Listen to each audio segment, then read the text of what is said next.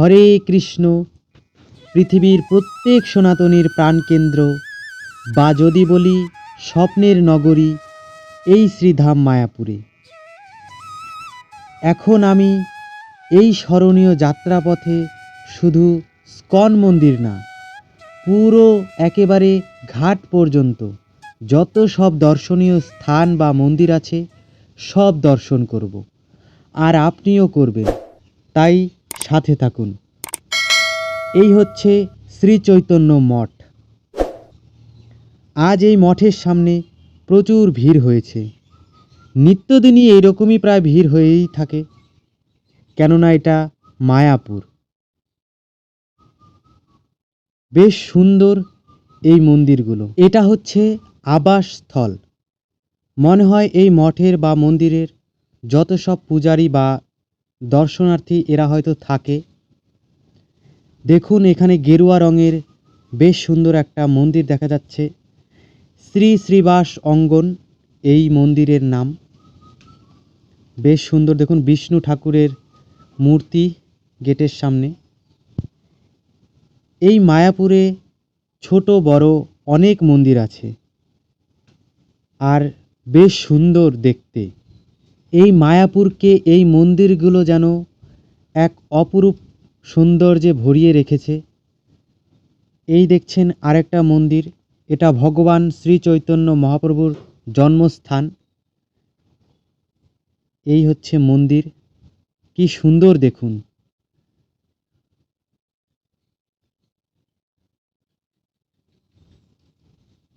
এই হচ্ছে তার সিংহদুয়ার,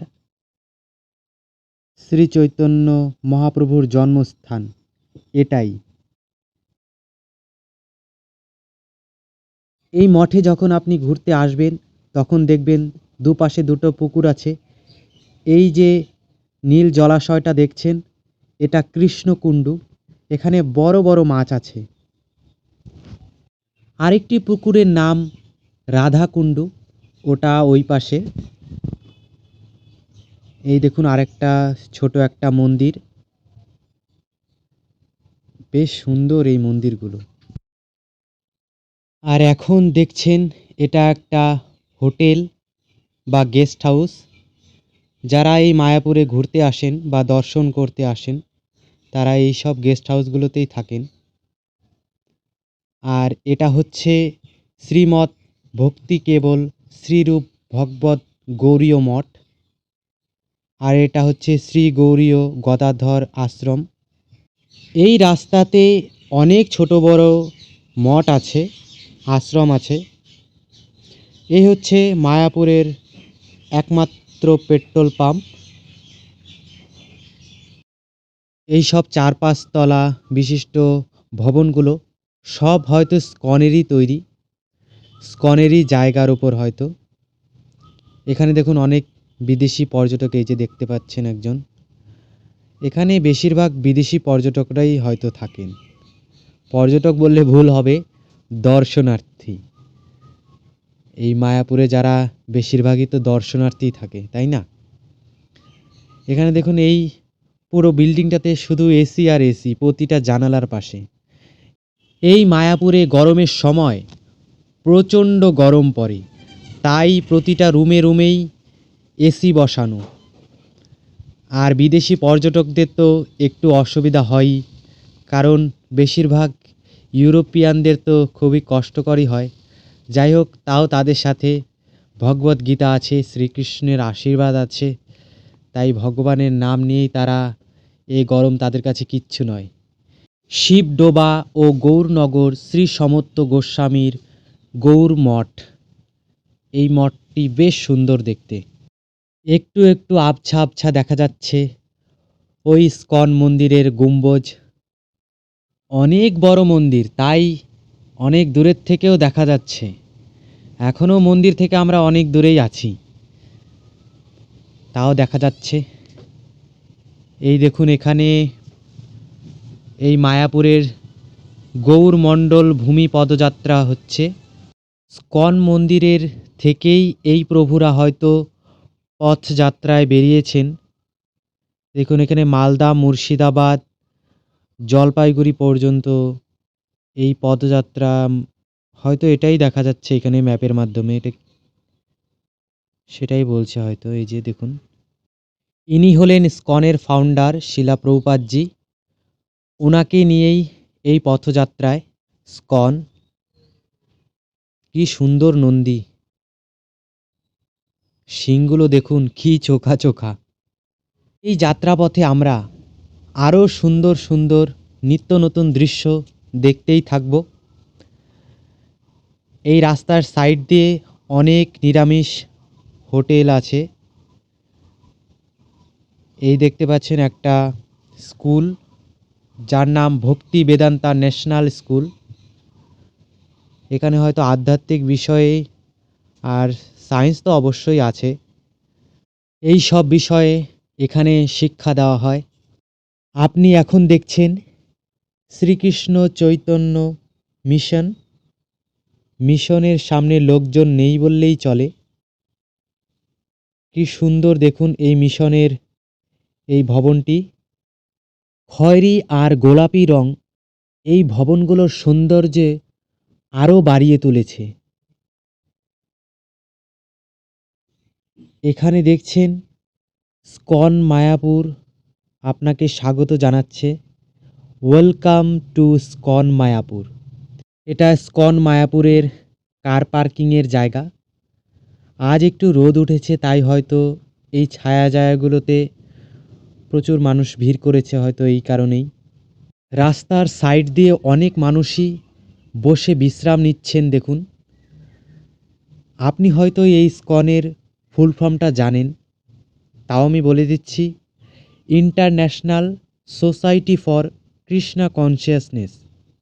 যদি বাংলায় বলি, আন্তর্জাতিক কৃষ্ণ ভাবনামৃত সংঘ। যাই হোক, আপনি একবার হলেও এই মায়াপুর দর্শন করতে আসুন। শুধু চোখ দিয়ে না, মন দিয়ে যদি আপনি দেখেন, অনেক কিছুই পাবেন। অনেক দেখার আছে, অনেক কিছু বোঝার আছে, অনেক কিছু অনুসরণ করার আছে। যে একবার এই মায়াপুর দর্শন করতে পারে, আমি মনে করি সারা জীবন তার এই মায়াপুরের প্রতি মায়ায় থেকে যায়। কারণ এখানকার আবহাওয়ায় সব সময় কৃষ্ণ নাম ভাসে। আর যখন সাদা চামড়া নীল চোখের মানুষদের দেখা যায় যে ভারতীয় কালচার এবং কৃষ্ণ নাম তাদের মুখে, সত্যি সে দৃশ্য আমি তো মন্ত্রমুগ্ধ হয়েইছি দেখে। আশা করি আপনার মনও ঠিক এই একই রকম ভাইব্রেন্ট তৈরি করবে। যাই হোক, আমি অনেক জ্ঞান দিয়ে ফেললাম। আসলে আমি এই স্কনের যে ডিভোটি যারা আছে তাদের সব ভিডিও অল্প স্বল্প দেখতাম, কিন্তু যখন এই মায়াপুরে গিয়ে তাদের স্বচক্ষে দেখলাম, সত্যি আমি থাকলাম না। আমার খুবই ভালো লেগেছে, আমি কি বলবো সে বিষয়ে। আপনি যদি আসেন, আপনারও অবশ্যই ভালো লাগবে, এটা আমার গ্যারান্টি। আর এই মন্দিরের নাম শ্রী মায়াপুর চন্দ্রদয়া মন্দির। এখনো যদিও এই মন্দিরের কাজ সম্পূর্ণ হয়নি, কাজ সম্পূর্ণ হবার পর পৃথিবীর যত সব হিন্দু মন্দির আছে তার মধ্যে সবথেকে উঁচু এবং আয়তনের দিক থেকে সবথেকে বড় মন্দিরের তকমা পেতে চলেছে এই মায়াপুরের স্কন মন্দির। কম্বোডিয়ার অঙ্কর বাট মন্দির, যেটা আজও পৃথিবীর মধ্যে সবথেকে বড় মন্দির। আর এই স্কন মন্দির সম্পর্কে আরও যদি কিছু বলি, এই স্কন মন্দিরটি 14 বছর থেকে এর নির্মাণ কাজ চলছে, 2009 সাল তখন থেকে। কিছুদিন আগেই এখানে ভগবান নরসিংহদেবের প্রাণ প্রতিষ্ঠা হয়েছে। এখনও যেহেতু পুরোপুরিভাবে কমপ্লিট হয়নি, এরপরে যখন ভগবান কৃষ্ণের প্রাণ প্রতিষ্ঠা হবে, বা এখন সেই পুরনো মন্দির থেকেই সেই বিগ্রহ যদি এই মন্দিরে স্থাপন করে, অথবা নতুন বিগ্রহ এই মন্দিরে স্থাপন করে, তখনই হয়ে যাবে পৃথিবীর সবথেকে বড় হিন্দু বৈদিক মন্দির। মন্দিরের পাশাপাশি এখানে যা যা আছে, শিলা প্রভুপাদজি কী করে স্কনের গোটা পৃথিবীতে প্রচার প্রসার করেছেন তার একটা মিউজিয়াম। তার পাশাপাশি এখানে গোশালা আছে, ধর্মশালা বা হোমস্টে এইরকম আছে। সেখানে আপনি স্বল্প মূল্য 200 টাকার মধ্যেই রুম ভাড়া পেয়ে যাবেন। আর ফেস্টিভ্যালের টাইমে এই সব রুমগুলো ফাঁকা পাওয়া যায় না, প্রায় সবই বুক থাকে। তাই আপনি সেই সময় এই স্কনের ভেতরে না পেলেও আশপাশে প্রচুর হোটেল পেয়ে যাবেন, গেস্ট হাউস পেয়ে যাবেন, যেখানে আপনি স্বল্প মূল্যেই আপনার রেঞ্জ অনুযায়ী পেয়ে যাবেন। একটু যদি মায়াপুরের থেকে বাইরে বা অল্প কিছু দূরে যান তাহলে সেখানে খুবই অল্প টাকার মধ্যে রুম ভাড়া পাওয়া যায়। এখানে স্বল্প মূল্যে নিরামিষ খাবার পাওয়া যায়। আর এই ইস্কন মন্দির এতটাই বড়, 7 একর জায়গার উপর বিশাল বড় এই ইস্কন মন্দিরের এরিয়া।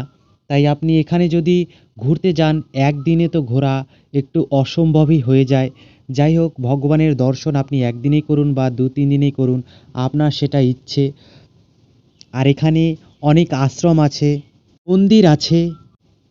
এই যে যেটা আপনি দেখতে পাচ্ছেন সামনে, এটা হচ্ছে শিলা প্রভুপাদজির মিউজিয়াম। এটা নিবাসস্থল, এখানে ঘর ভাড়া পাওয়া যায়। দেখুন যাত্রীরা এসে এখানেই থাকে। এইরকম আরও প্রচুর প্রচুর জায়গা আছে।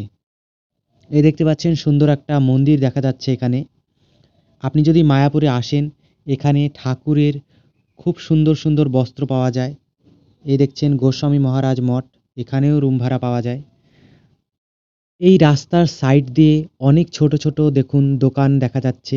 এখানে ঠাকুরের সুন্দর সুন্দর বস্ত্র এবং বাসনপত্র পাওয়া যায়। তারপর এখান থেকে আপনি কাঠের মালাও নিতে পারেন স্বল্প দামেই, খুব ভালো কাঠের মালাগুলো। আর এই আশপাশ দিয়ে প্রচুর প্রচুর মন্দির আছে দেখুন, ছোট মোটো এখানে অনেক মন্দির আছে। এখানে দেখুন অনেকগুলো বাস থেমে আছে, এগুলো বাস পার্কিংয়ের জায়গা। ভারতবর্ষে নানা জায়গা থেকে এই বাসগুলো এসেছে।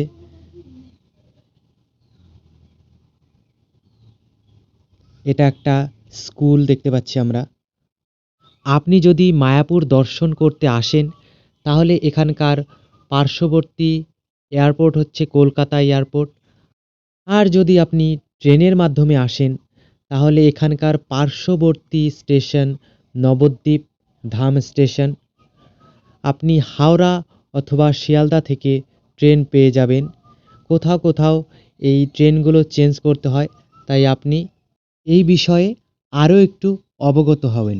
কেননা অনেক সময় আপনাকে কৃষ্ণনগর থেকে লোকালে করে এই নবদ্বীপ ধামে নামতে হবে, কেননা সব ট্রেন নবদ্বীপ ধাম পর্যন্ত আসে না, বা আসলেও কোনো ট্রেন থামে না। তো সেই বিষয়টি আপনি একটু প্লিজ ধ্যান দিবেন। গঙ্গার ঘাট পর্যন্ত প্রায় পৌঁছেই গেছি। আশপাশ দিয়ে আপনি দেখতে পেলেন কত মন্দির আর কত হোটেল, সব রকমেরই ব্যবস্থা এখানে আছে। এখানে আরও একটা মন্দির দেখতে পাচ্ছি, শ্রীকৃষ্ণ চৈতন্য মঠ, পুলিন বিহারী তোরণ। মায়াপুরে যতগুলো মঠ বা মন্দির আছে সবই প্রায় একই কালারের, গোলাপি কালারের জন্য এই মন্দিরগুলোকে অনেকটা সেই রাজস্থানের মতনই লাগে। কেননা রাজস্থানের শহরগুলো প্রায় বিল্ডিংগুলো এই একই রকম গোলাপি কালার, তাই কোথাও না কোথাও এখানে মনে হয় যেন এই গোলাপি শহর। আর এখানে দেখতে পাচ্ছেন অনেক দোকান, হোটেল, এগুলো সব নিরামিষ হোটেল। এখানে যত সব হোটেল আছে বেশিরভাগই নিরামিষ হোটেলই আমার চোখে পড়েছে। ঘাটের আশপাশে যত সব গেস্ট হাউস বা হোমস্টে, এগুলো একটু এক্সপেন্সিভ। যাই হোক, আপনি অনেকক্ষণই এই ব্লগটি দেখলেন, তার জন্য অনেক অনেক ধন্যবাদ। আপনি যদি এই চ্যানেলে যদি নতুন হয়ে থাকেন তাহলে চ্যানেলটিকে লাইক করবেন, শেয়ার করবেন এবং সাবস্ক্রাইব করবেন। আর এই ব্লগটি কেমন লাগলো আপনার, আরও কি ইনফরমেশন দিতে চান প্লিজ কমেন্টে জানাবেন। হরে কৃষ্ণ, ধন্যবাদ।